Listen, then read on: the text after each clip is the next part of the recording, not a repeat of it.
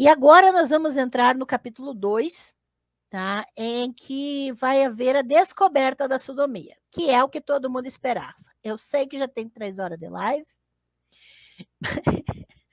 mas, né, vamos começar a falar daquilo que muita gente quer saber. O crédito, ou melhor, a culpa pela invenção da sodomia, da palavra sodomia, deve ir para o teólogo do século XI, Pedro Damião. Falei que eu ia falar dele. Na live, não esqueça, quem não assistiu a live de sexualidade na Idade Média, com a Tupá Guerra, tá lá na playlist Gênero e Sexualidade, ela fala ela lê textos de Pedro Damião contra as mulheres. Mas Pedro Damião é que inventou a palavra sodomia, século XI, relacionada a relações entre pessoas do mesmo sexo. Ele acunhou deliberadamente, por analogia, com blasfêmia, ou seja, o pecado mais explícito de negar a Deus. De fato, e desde sua origem, a sodomia é uma categoria teológica do mesmo nível que a categoria trindade, encarnação, sacramento ou infalibilidade papal. Todas essas categorias são categorias teológicas, têm data de nascimento. Veja, trindade é uma categoria teológica, ou seja, a trindade não está na Bíblia. Trindade é uma categoria teológica inventada da mesma maneira que a sodomia. Tá bem?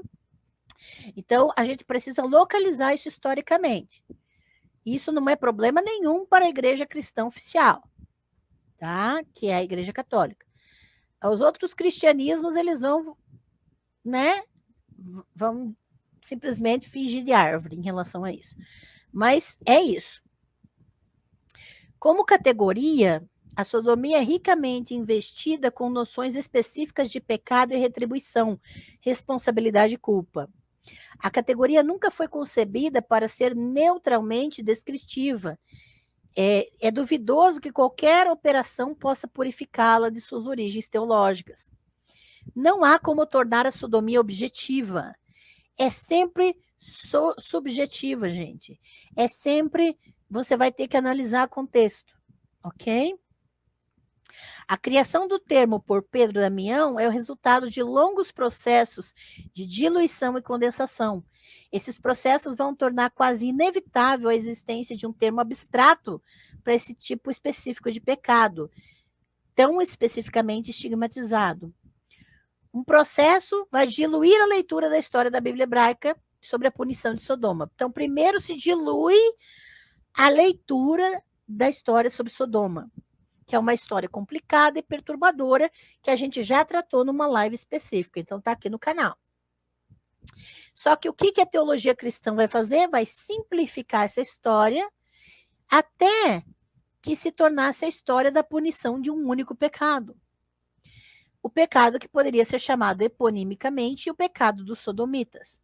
Então veja que para você conectar a teologia cristã à narrativa de Sodoma, você tem que esvaziar o sentido da narrativa bíblica e simplificar e mudar completamente o sentido, ok? Outro processo mais difuso, mas não menos importante, teve a ver com o agrupamento de uma série de pecados sob a antiga categoria romana de luxúria. Então, veja que é importante que a gente entenda que houve na teologia cristã esse agrupamento de uma série de pecados que vão ser colocados sob a designação de luxúria. A luxúria vai passar a ser vista como a fonte de pecados em diversos atos, muitos deles relacionados aos órgãos genitais. A cunhagem de Pedro Damião só pode ser entendida em relação a esses processos de diluição e condensação.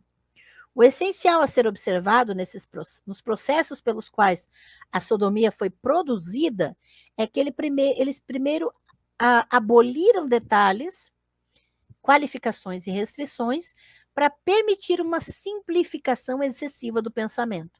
Então, para nascer essa categoria da sodomia, você tem que simplificar de forma excessiva o pensamento. Por isso que eu trabalho com vocês exatamente alertando, não vamos ser superficiais, porque nós vamos trabalhar exatamente no processo contrário ao processo da teologia cristã. A teologia cristã trabalha na simplificação excessiva do pensamento. Em seguida, se condensam uma série de simplificações em uma categoria que parece concreta, mas que, na verdade, não tem nada mais concreto do que a forma gramatical de um substantivo geral. Então, não é concreto. A sodomia é uma ideia, é subjetiva.